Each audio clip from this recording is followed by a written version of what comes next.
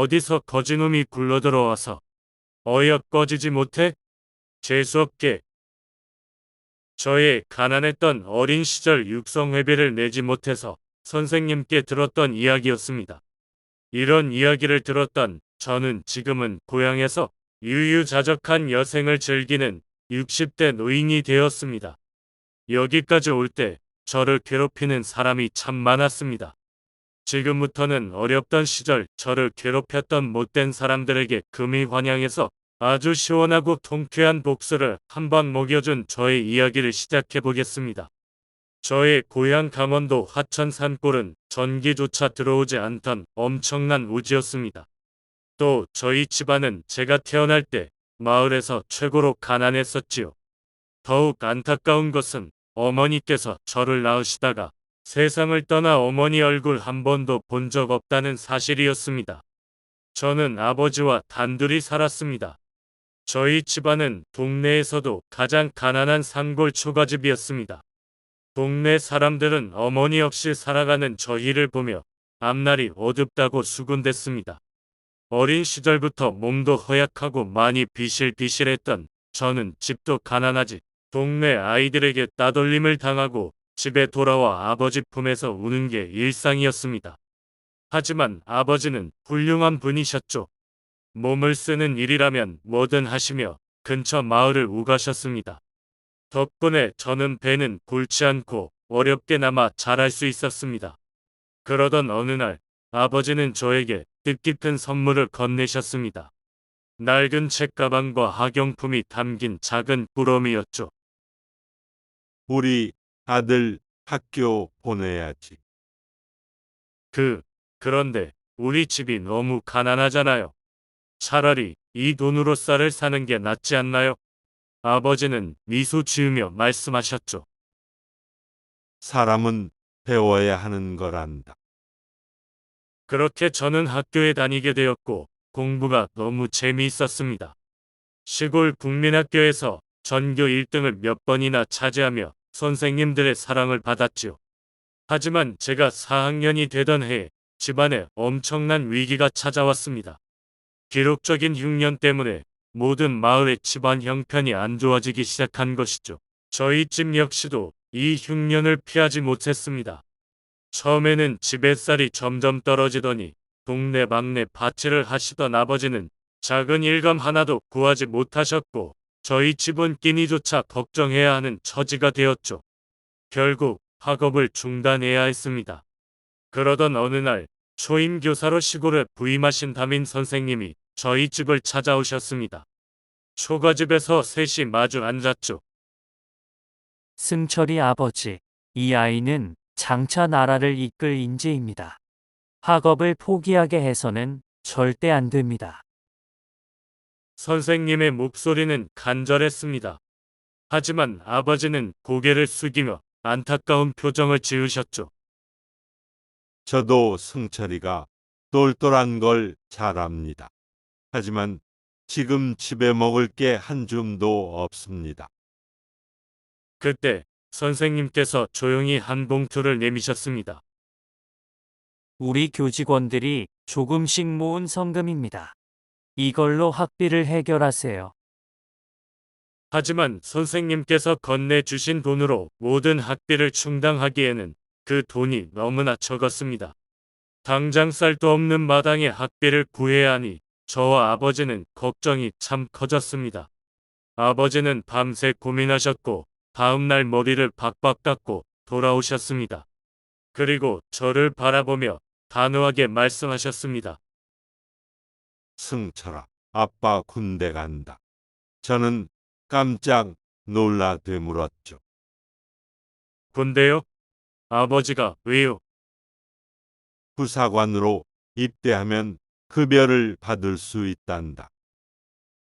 그 돈으로 쌀도 사 먹고 너 학교도 보낼 거야. 그렇게 아버지는 군인이 되어 힘든 군 생활을 하시며 제 학비를 마련해 주셨습니다. 덕분에 저는 중학교를 월반할 정도로 공부에 매진할 수 있었습니다. 그리고 저희 집에도 새로운 소식이 찾아왔죠. 아버지께서 입대하신 후 새어머니가 생겼습니다. 새어머니는 곱고 성실하셔서 저를 정성껏 돌봐주셨죠. 저희는 오순도순 살았습니다. 아버지의 군 생활은 정말 순탄했습니다. 성실히 일하시던 아버지 성격이 군대에서도 빛을 발휘하여서 아버지는 앞날이 창창한 군인이 되셨죠. 저희 집안에는 행복만이 가득했습니다. 그러던 어느 날 아버지가 다시 결정을 내리셨습니다. 승철아, 아빠 월남전 파병을 가야겠다. 저는 충격을 받았죠. 아버지, 거긴 전쟁터잖아요. 차라리 저 대학 안 갈래요. 하지만 아버지는 진중한 목소리로 말씀하셨습니다. 너는 대학까지 가야 한다. 이 아비가 정녕 무얼 위해서 이렇게 열심히 사는지 모르겠니? 하나뿐인 아들인 너는 나와 같은 힘든 인생을 살면 안 될 거 아니냐? 아버지는 제게 진심으로 말하셨습니다. 아버지는 결국 월남으로 떠나셨고 2년 뒤 무사히 돌아오셨지만 심각한 부상을 입으셨습니다. 그리고 1년 후 세상을 떠나셨습니다. 아버지가 돌아가시고 나서는 집안에는 저와 새어머니뿐만 남아 있었습니다.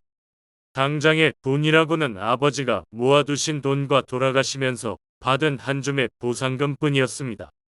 저는 앞으로의 살 길이 막막했지만 어떻게든 아버지의 배우라는 유언을 지키려고 신문 배달과 학생 생활을 동시에 이어가면서 목표를 이루고자 최선을 다해 노력했습니다.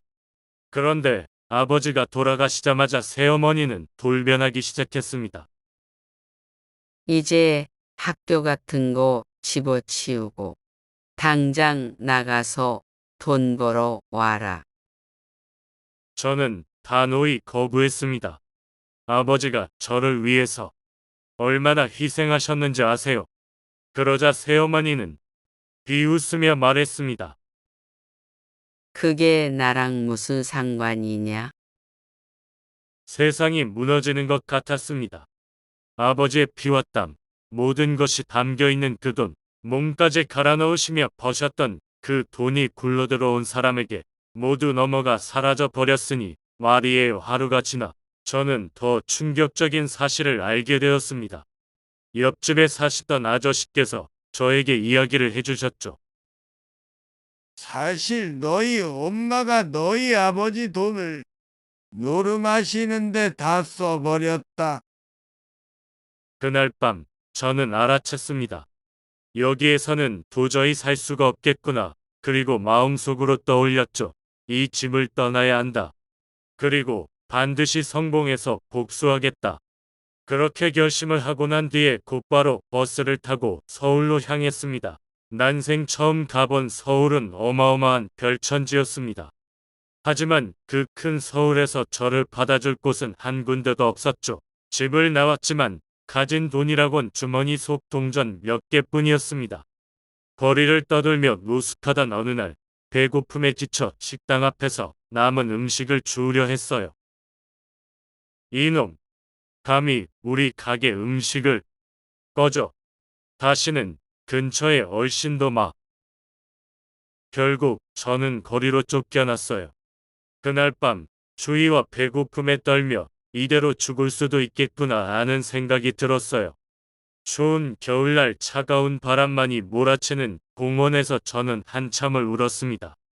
그때 양복을 차려입으신 한 중년의 남성분께서 지나가시다가 갑자기 뒤를 돌아보시고는 저를 향해 우시기 시작했습니다. 그리고 저에게 물었죠. 학생, 왜 이런 곳에서 자고 있니?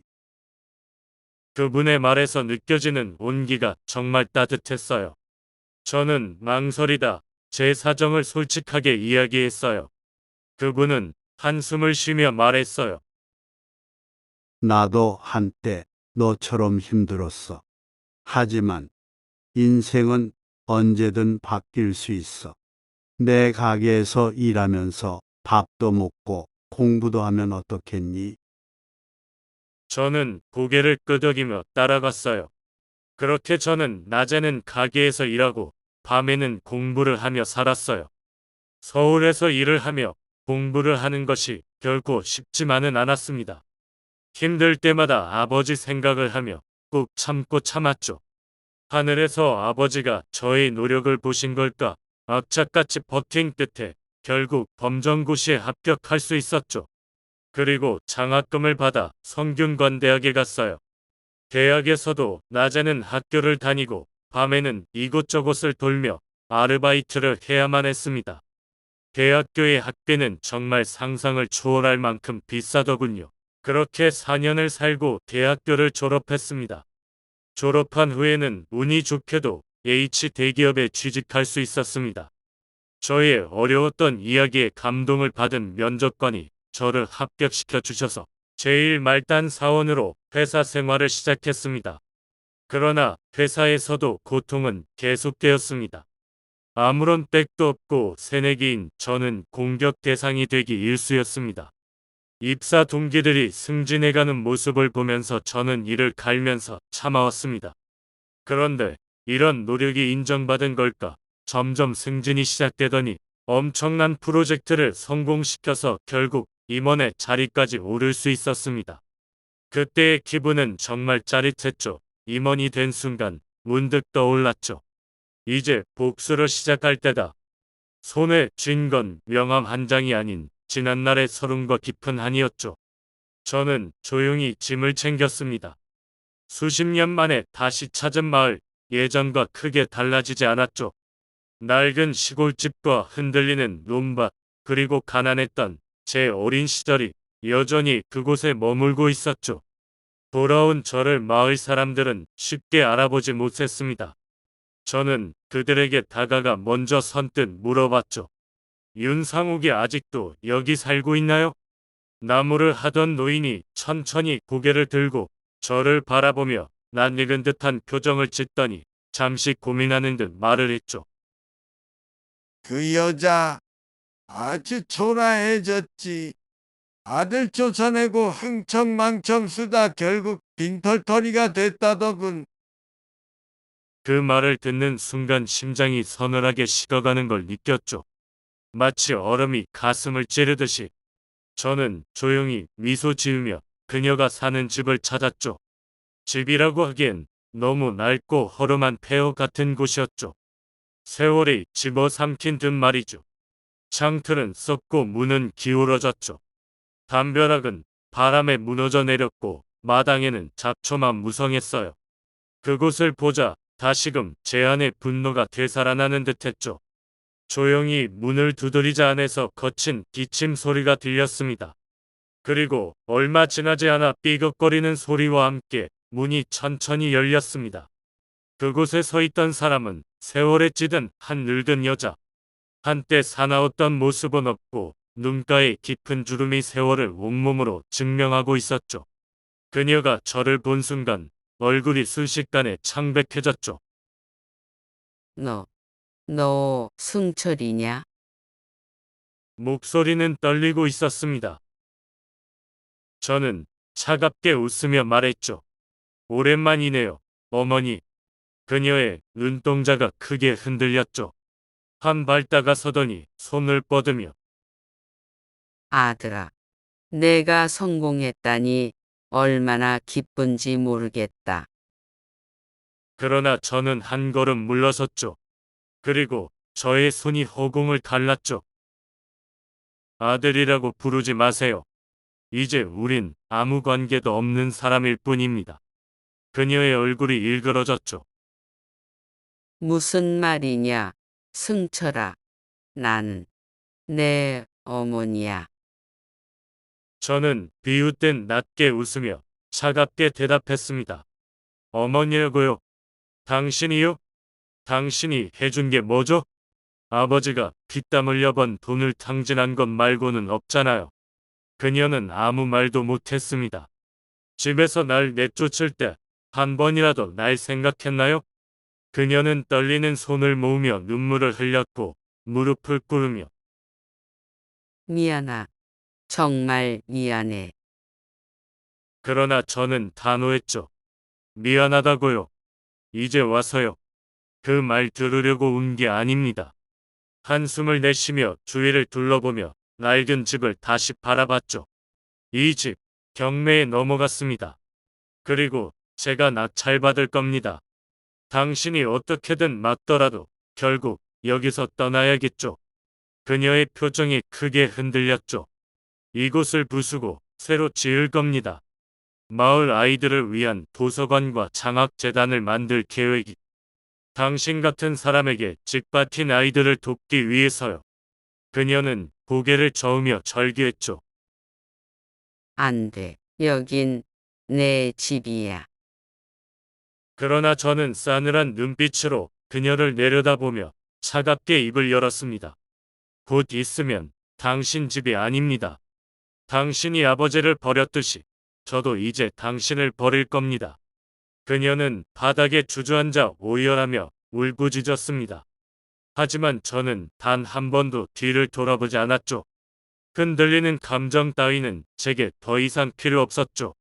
그녀의 울음소리가 희미해졌죠.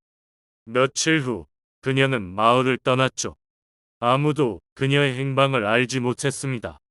그리고 그 자리에 장학재단과 도서관이 들어섰습니다. 개관식 날, 한 아이가 저를 올려다보며 물었죠. 선생님도 가난하셨나요? 저는 조용히 하늘을 보며 미소 짓고 대답했죠. 그래. 하지만 노력하면 뭐든 할 수 있단다. 그 아이의 눈이 반짝였고 그 순간 저는 깨달았죠. 복수를 넘어 새로운 길을. 그날 밤 도서관 옥상에서 조용히 하늘을 바라보았습니다. 별빛이 마치 아버지의 눈빛처럼 따뜻하게 저를 감싸고 있었죠. 아버지, 저 해냈어요. 그 순간 제 두 뺨을 타고 뜨거운 눈물이 흘러내렸습니다.